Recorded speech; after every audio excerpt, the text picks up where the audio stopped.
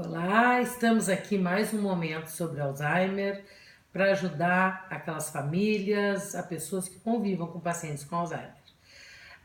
Hoje eu vou, como em todos os nossos encontros, trabalhar em cima de uns sentimentos, tentar diminuir os sentimentos que os familiares me comentam ao receber um diagnóstico de Alzheimer, que são medo, frustração, tristeza, ansiedade, como é que vai ser o futuro.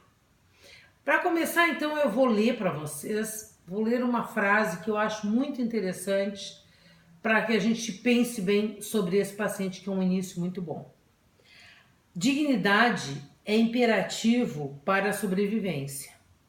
O paciente com Alzheimer não pede nada além de uma mão para segurar, um coração que cuide e uma mente para pensar por eles quando eles não forem mais capazes.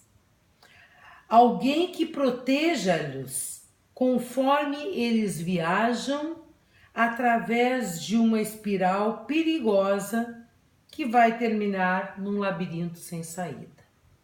Parece um pouco longo, porém o que eu quero dizer aqui é que a dignidade é imperativo para as pessoas. Nós temos que nos sentir úteis na vida, dignos, senão nós não temos mais razão de estar aqui e viramos um objeto. E que o paciente com Alzheimer, ele não pede nada mais que alguém que entenda eles. Uma mão para segurar e um coração que lhes entenda. A mente deles que já não está mais certa, como deveria estar. E que no início da doença eles reconhecem muito isso. Então, eu vou hoje tratar sobre o mundo do paciente com Alzheimer. O que eu vou falar? Eu vou falar de habilidades deles que vão perdendo a capacidade e que daí nós temos que trabalhar em cima. Vamos começar então pelo raciocínio. O paciente com Alzheimer, ele não raciocina mais. Então, não adianta nós tentarmos explicar uma questão para eles. Por exemplo, amanhã nós vamos no dermatologista porque tu estás com fungo na unha. Não adianta falar. Então, é melhor não... Vamos poupá-los de explicar, pedir explicações e simplesmente agir. A outra questão que eu vi recentemente, uma familiar dizendo para o paciente assim, antes de sair, olha, essa chave está na porta. Não adianta, né? Então vamos poupá-lo dessa situação. Ele não raciocina mais. A memória dele está muito fragilizada, mesmo no início da doença. Ele tem um déficit de memória importante. Então não adianta a gente começar, eu não te disse, eu já te disse, eu já te disse. Vamos repetir para não frustrar. Todas essas orientações, essas dicas que eu vou dar, é no sentido de nós procurarmos não frustrar o paciente. Daí nós vamos conseguir já um objetivo muito bom. Lembrar então que ele não raciocina, não adianta cobrar, a memória dele está difícil, não adianta dizer uma coisa e depois cobrar dela ou dele. A orientação, ele vai perdendo a orientação no tempo e no espaço. Então ele não sabe há quanto tempo ele está, é o que eu venho falando, não adianta nós prevenirmos que vai ter uma consulta médica na semana que vem. Isso vai deixar ele ansioso e frustrado porque ele não vai entender quando é que é a semana que vem.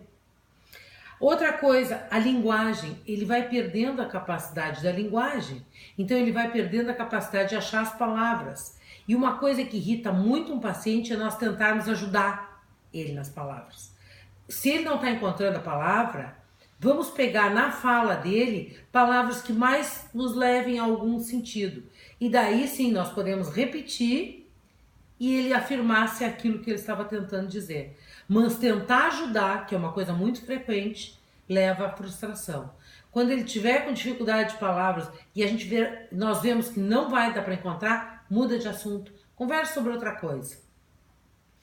O julgamento dele está bastante afetado. Então ele não consegue o julgamento e a percepção, o julgamento de questões abstratas, principalmente o dinheiro. é uma coisa muito comum. Então, as pessoas começarem a gastar, como eu vi com uma paciente recentemente, então dá uma quantidade absurda de gorjeta para uma manicure. Então, o que nós devemos fazer? Então vamos tirar todos os cartões de crédito, dinheiro dele todo? Não, nós precisamos sempre, primeira coisa, ele não raciocina. Então, nós não devemos deixar a critério dele decidir as coisas e expor qual é o problema. Não posso mais te deixar com cartão porque tu pode gastar inadvertidamente. Não, nós temos que ter aí a ajuda do médico assistente, às vezes até do gerente do banco, da conta dele. Então, por exemplo, do cartão de crédito. Olha, tá um problema aí nos cartões de crédito, o pessoal está recolhendo todos e vai deixar circular só dinheiro por um tempo. Ele vai provavelmente aceitar numa boa. Só não façam uma coisa, deixar ele totalmente sem dinheiro. É uma sensação muito ruim. Ponham algumas notas na carteira e mantenham essas notas com ele.